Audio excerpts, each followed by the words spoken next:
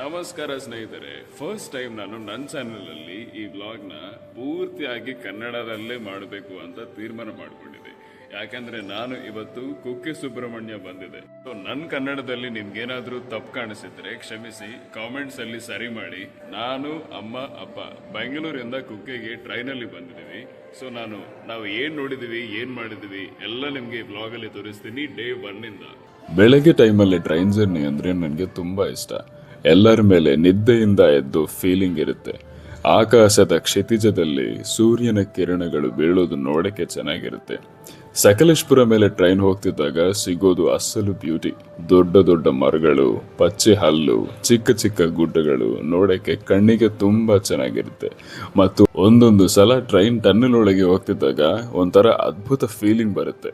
ಕಾಣದ ಲೋಕಕ್ಕೆ ಹೋಗ್ತಿದ್ದೀವ ಅಂತ ಅನಿಸ್ತಿತ್ತು. ಕುಕ್ಕೆಗೆ ನಾವು 20:15 ಗಂಟೆಗೆ ತಲುಪಿದ್ವಿ. ಸ್ಟೇಷನ್ ಇಂದ ಒಳಗೆ ಹೋಗಕ್ಕೆ ಆಟೋ ಸಿಕ್ತು. ನಾನು ಆಲ್ರೆಡಿ ಅನಘಾ ಗೆಸ್ಟ್ ಹೌಸ್ ಅಲ್ಲಿ 3 ಶೇರಿಂಗ್ ರೂಮ್ ಬುಕ್ ಮಾಡಿದ್ದೆ. ಒಳಗೆ ಹೋದ್ಮೇಲೆ ರೂಮ್ ನೋಡಿ ಶಾಕ್ ಆಗಿದ್ವಿ. ಜಸ್ಟ್ 1000 ರೂಪಾಯಿಗೆ ಅಷ್ಟು ಚಂದ ರೂಮ್ ಸಿಕ್ಕಿತ್ತು. ತುಂಬಾ ಕಂಫರ್ಟಬಲ್ ಆಗಿತ್ತು. ನೋಡಿದ್ರ ಬೆಡ್ಗಳು ಎಷ್ಟು ಆರಾಮಾಗಿದೆ ಅಂತ. ಮತ್ತು ಫ್ಯಾನ್, ಕ್ಲೀನ್ ಬಾತ್ರೂಮ್ ಎಲ್ಲವೂ ಇತ್ತು. ಪ್ರೈಸ್ಗೆ ಇದು ಅಸಲು ವ್ಯಾಲ್ಯೂ ಫಾರ್ ಮನಿ. ಸಂಜೆ ಟೈಮಲ್ಲಿ ನಾವು ಕುಕ್ಕೆ ಸುಬ್ರಹ್ಮಣ್ಯ ದೇವರ ದರ್ಶನಕ್ಕೆ ಹೋದ್ವಿ. ಟೆಂಪಲ್ ಹೋಗ್ತಿದ್ದಾಗ ಅದರ ಕಟ್ಟಡಗಳು, ಶಿಲ್ಪಗಳು ನೋಡಕ್ಕೆ ಅದ್ಭುತವಾಗಿತ್ತು. ಒಂಥರ ದಿವ್ಯ ಅನುಭವ ಬಂತು. ಒಳಗೆ ಒಂಥರ ಶಾಂತಿ ಮತ್ತು ಪವಿತ್ರತೆ ಇತ್ತು. ದೇವರನ್ನು ನೋಡಿದಾಗ ತುಂಬಾ ಖುಷಿ ಆಯ್ತು. ಅಪ್ಪ ಅಮ್ಮಗೂ ತುಂಬಾ ಖುಷಿ ಆಗಿದ್ದು ಕಾಣ್ತಿತ್ತು. ದರ್ಶನ ಮಾಡಿಕೊಂಡು ಹೊರಗಡೆ ಬರ್ತಿದ್ದಾಗ ನನಗೆ ಕಾಣಿಸಿದ್ದು ಆ ಆನೆ ದೇವರಿಗೆ ತಲೆಯನ್ನು ಬಾಗಿ ನಮಸ್ಕಾರ ಮಾಡ್ತಿತ್ತು. ಅದು ಮಾಡಿದ್ದ ವಿಧಾನ ನೋಡಕ್ಕೆ ತುಂಬಾ ಚೆನ್ನಾಗಿತ್ತು. ಒಂಥರ ಪ್ರೇಮ ಮತ್ತು ಭಕ್ತಿ ತೋರಿಸ್ತಿತ್ತು. ದೇವಸ್ಥಾನದಲ್ಲಿ ಆ ಆನೆ ಕೆಲವು ಕೈಂಕರ್ಯಗಳಲ್ಲಿ ಸಹ ಪಾಲ್ಗೊಳ್ಳುತ್ತಂತೆ. ಅದನ್ನು ನೋಡಿ ನನಗೆ ತುಂಬಾ ಖುಷಿ ಆಯ್ತು. ಆಮೇಲೆ ನಾವು ಆಚೆ ಹೋಗಿ ಊಟ ಮಾಡಿದ್ವಿ. ಕುಕ್ಕಿನಲ್ಲಿ ರುಚಿಯಾದ ಊಟ ಸಿಗುತ್ತೆ. ಊಟ ಆದ್ಮೇಲೆ ರೂಮ್ಗೆ ಹೋಗಿ ಆರಾಮಾಗಿದ್ವಿ. ಒಳ್ಳೆ ನಿದ್ದೆ ಬಂತು. ಮಾರನೇ ದಿನ ಬೆಳಗ್ಗೆ ನಾವು ಕುಕ್ಕೆ ಬಂದಿದ್ದ ಉದ್ದೇಶ ನೆರವೇರಿದ್ದು. ಆಶ್ಲೇಷ ಬಲಿ ಪೂಜೆಯಲ್ಲಿ ಪಾಲ್ಗೊಂಡಿದ್ದೀವಿ. ನಾನು 1 ತಿಂಗಳ ಹಿಂದೆನೆ ಈ ಪೂಜೆಗೆ ಸ್ಲಾಟ್ ಬುಕ್ ಮಾಡಿದೆ. ಈಗ ನಾವು ಪೂಜಾ ಮಂಟಪದಲ್ಲಿ ಇದ್ದೀವಿ. ಈ ಪೂಜೆ ಬೆಳಗ್ಗೆ 6:30 7:30 ತನಕ ನಡೆಯುತ್ತೆ. ನಮ್ಗೆ ಪೂಜೆಯಲ್ಲಿ ಪಾಲ್ಗೊಂಡೋದು ಒಂದು ಹೊಸ ಮತ್ತೆ ಒಳ್ಳೆ ಅನುಭವ ಆಯಿತು.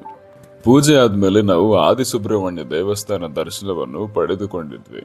ಪೂಜೆ ಮುಗಿದ ಮೇಲೆ ನಮ್ಗೆ ಇಡೀ ದಿನ ಫ್ರೀ ಇತ್ತು. ನಾವು ಮಧ್ಯಾಹ್ನ 2 ಒಳಗೆ ರೂಮ್ ಖಾಲಿ ಮಾಡಬೇಕಿತ್ತು. ಆದರೆ ನಾವು ಸುಮಾರು 10:00 ಖಾಲಿ ಮಾಡಿ ನಮ್ಮ ಲಗೇಜ್ನ ದೇವಸ್ಥಾನದ ಉಚಿತ ಲಗೇಜ್ ಕೌಂಟರ್ನಲ್ಲಿ ಇಟ್ಟು ಧರ್ಮಸ್ಥಳಕ್ಕೆ ಹೋಗಿದ್ವಿ. ಕುಕ್ಕೆಯಿಂದ ಧರ್ಮಸ್ಥಳ ಸುಮಾರು ಒಂದು 1.5 ಅವರ್ ಬಸ್ ಟ್ರಾವೆಲ್ ಇರುತ್ತೆ. ಕುಕ್ಕೆಯಿಂದ ತುಂಬಾ ಫ್ರೀಕ್ವೆಂಟ್ ಆಗಿ ಧರ್ಮಸ್ಥಳಕ್ಕೆ ನಮಗೆ ಬಸ್ಗಳು ಸಿಗುತ್ತೆ. ಧರ್ಮಸ್ಥಳಕ್ಕೆ ಹೋಗುವ ದಾರಿಯಲ್ಲಿ ಸಿಗೋ ಕಾಡುಗಳ ದೃಶ್ಯಗಳು ತುಂಬಾನೇ ಚೆನ್ನಾಗಿದ್ವು. ದಟ್ಟವಾದ ಹಸಿರು, ಎತ್ತರದ ಮರಗಳು ನೋಡಕ್ಕೆ ಕಣ್ಣಿಗೆ ಹಬ್ಬ. ಧರ್ಮಸ್ಥಳದಲ್ಲಿ ನಾವು ತುಂಬಾ ಆರಾಮಾಗಿ ದರ್ಶನ ಮಾಡ್ಕೊಂಡಿದ್ವಿ. ನಾವು ಹೋಗಿರೋದು ಮಂಗಳವಾರ, ಅದಕ್ಕೆ ಜನಗಳು ಜಾಸ್ತಿ ಇರಲಿಲ್ಲ. ನಮ್ಗೆ ತುಂಬಾ ಆರಾಮಾಗಿ ದರ್ಶನ ಆಗಿದೆ. ಅಲ್ಲಿನ ವಾತಾವರಣ ಕೂಡ ತುಂಬಾನೇ ಶಾಂತವಾಗಿತ್ತು. ಧರ್ಮಸ್ಥಳ ದರ್ಶನ ಆದ್ಮೇಲೆ ದೇವಸ್ಥಾನದ ಊಟದ ಹಾಲ್ನಲ್ಲಿ ಊಟ ಮಾಡಿದ್ವಿ. ಊಟ ರುಚಿಯಾಗಿತ್ತು.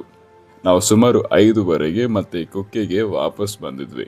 ಬಂದ ಮೇಲೆ ಆದಿಸುಬ್ರಹ್ಮಣ್ಯ ದೇವಸ್ಥಾನ ಪಕ್ಕದಲ್ಲಿರೋ ಪಾರ್ಕ್ನಲ್ಲಿ ಸ್ವಲ್ಪ ಹೊತ್ತು ಕೂತ್ಕೊಂಡು ಆರಾಮಾಗಿದ್ವಿ.